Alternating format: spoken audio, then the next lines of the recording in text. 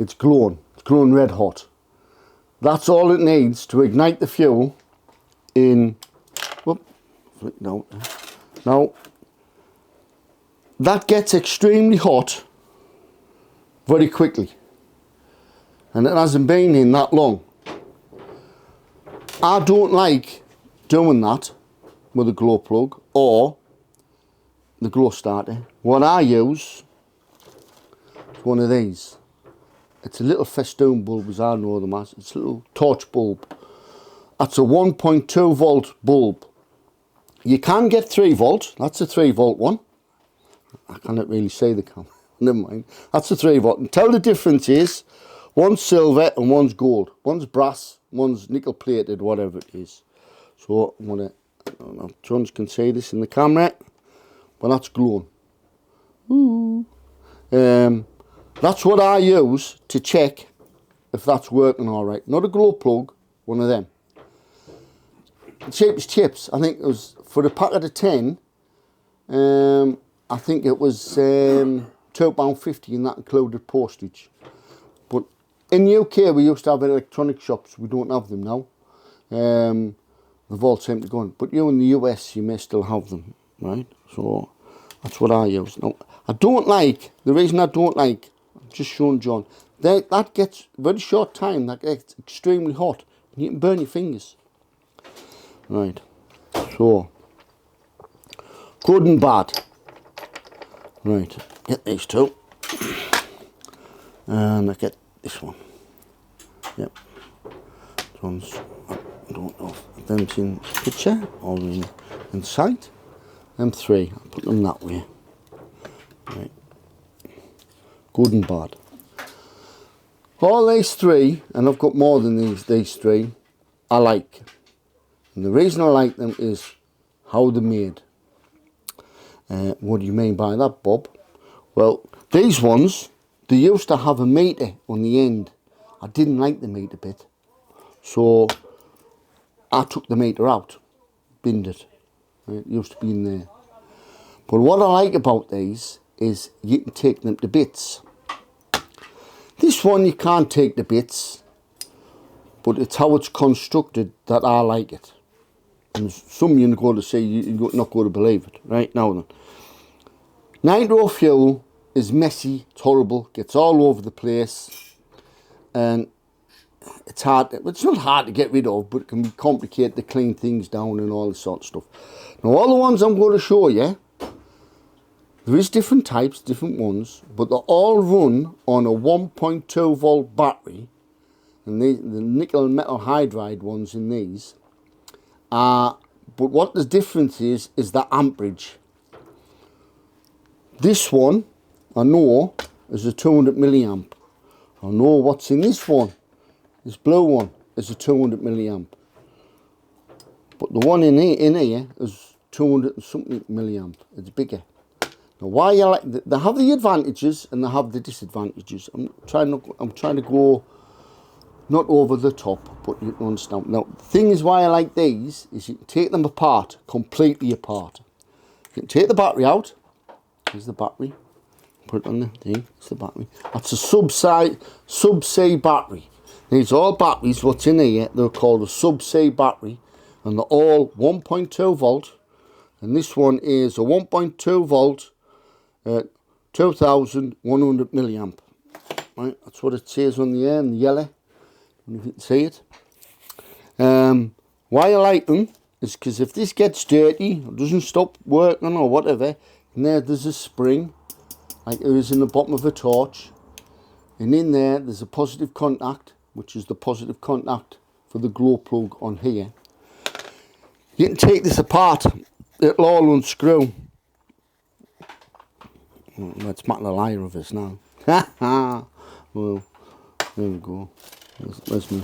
You can't, be nice, you can't take them apart. Be very careful. Got a craft knife. On the top there you've got 3 slots. I'll just matter on this one because you've taken the battery out. Put the blade in the 3 slots. Be very careful because the blade's very sharp.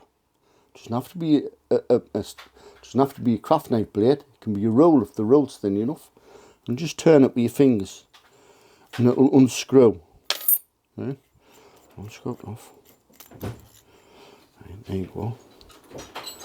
Now that is good, right? You can drop, these get dropped, and they fall out your pocket, they bounce off the stairs, they fall off benches. But they're good, because no matter what you do, because of the spring in the bottom of there, that contact in there is always in contact with the top of the battery. Right? So if it gets really dirty, you can take it apart, clean it, brake clean, whatever you want to do, clean it, put it all back together again, and away you go. Right, screw that back together. Now then, this type you can't really take apart. I've removed the spring for me, there should be a spring in there. You can take the top bit off, I'm going to chop the top bit off. But why I like these, this one, and I've got others the same, is it's, how can I put it, mechanically connected. What does that mean, Bob? Well, I'll show you. I'll unscrew that.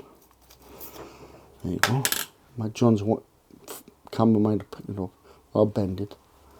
Right? That's a wire or a cable. Now the positive, that's the top of the battery. That cable is soldered onto the top of the battery. Now people will say, you're not supposed to solder on top of batteries. Yes and no. What people tried to do was when they solder the wire on the battery, if they want to solder the wire on the battery, so they use too small of a soldering iron. The rule of thumb is, I get another battery. This is a D-size battery. It's a much bigger battery. You can get glow plug igniters, what use a D-size cell battery. Still 1.2 volt. But I know again, the milliamps on this is 3,300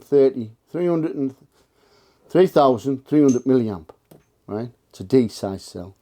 Say that button on the top, that's the positive. Your soldering iron, what you go to use to solder the wire on the top of the button, wants to be the same size or even bigger, because you want instant heat.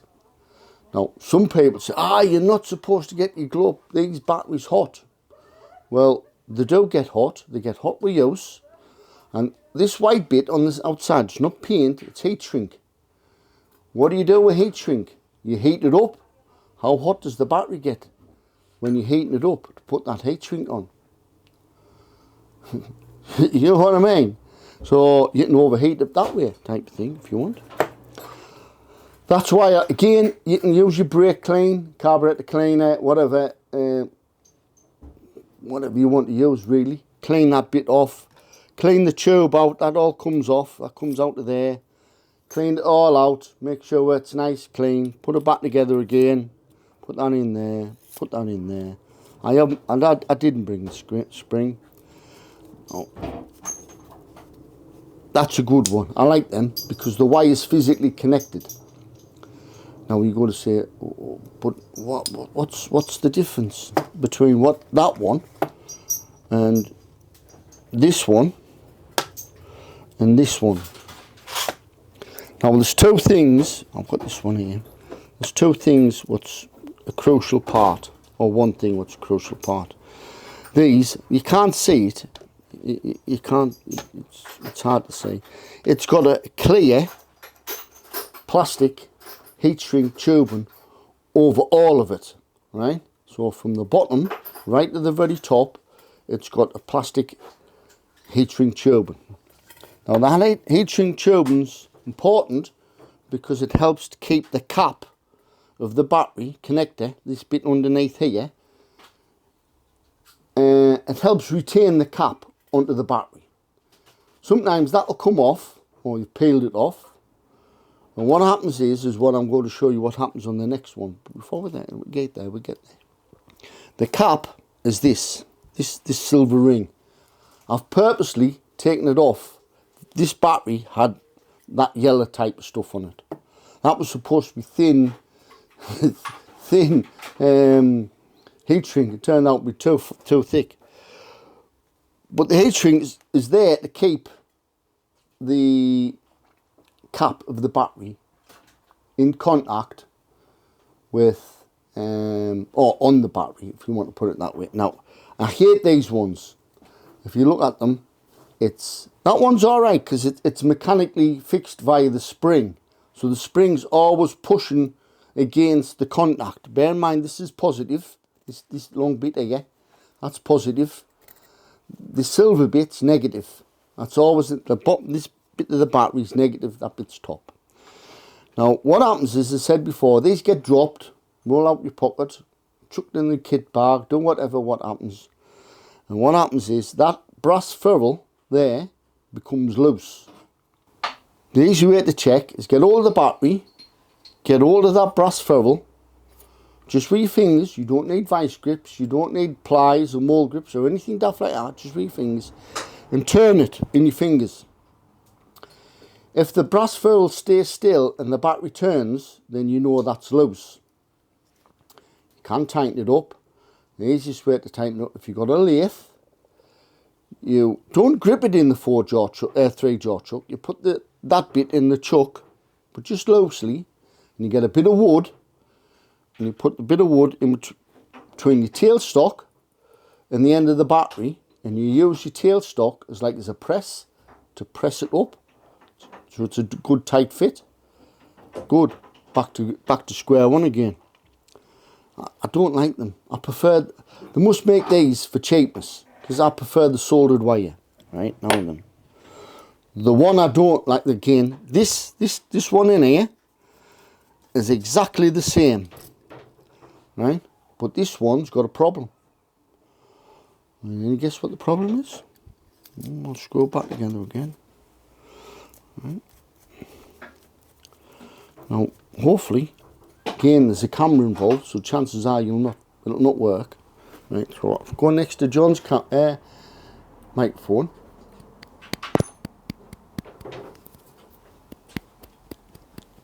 Can you hear that? I can see the light moving on the camera. Right. There we go.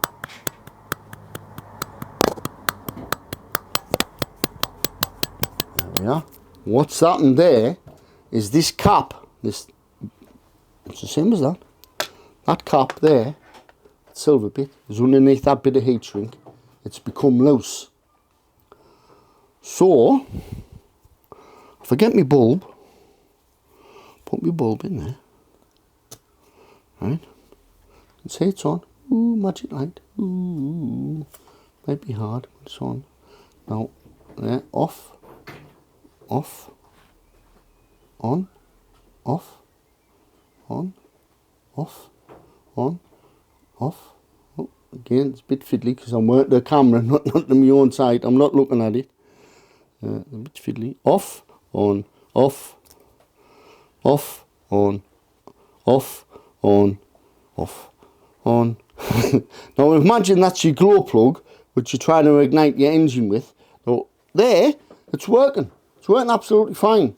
But when you come to put it on there, it's moved. So it's not making the contact, so your glow plug's not lighting up. Now again, you can fix them. Now again, if anybody's got a broken one of these with what has the,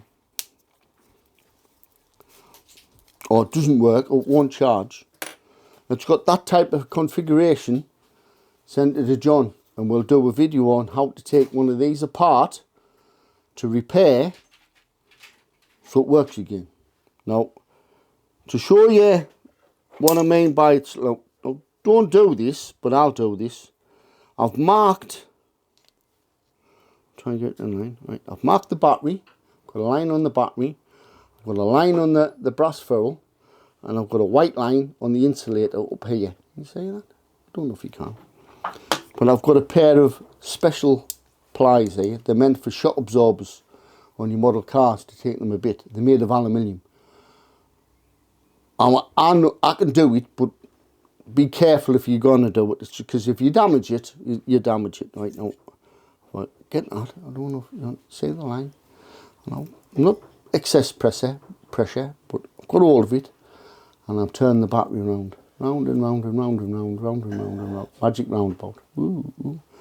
Right? What's happened is, as I say, the cap's loose. That bit, sometimes, that brass foil bit, is sometimes touching the battery, sometimes it's not. It's getting the fault. I much prefer the ones what's wired up. So that's glow plugs basically. Now, next thing with glow plugs is they get chucked in your kit bag, they get chucked in your box, whatever you want to do. Be careful, and when they come with a rubber cap. This is a rubber cap, comes over there, right? That stops anything going in and shorting the battery out. Because I've gone to tracks and thought, oh, my glow plug doesn't work. Why doesn't it work? Well, I charged it before I come out. What's happened is what I'm going to show you on the next bit. Right?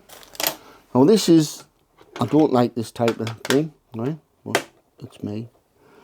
You'll have them, right? This is a glow plug spanner, right? It does different things, different nuts. That's a whale nut.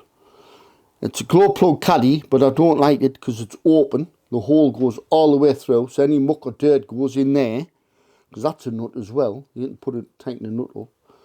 But this end here, it's 8mm, and that's what you use to undo and tighten up your glow stick, your glow plug.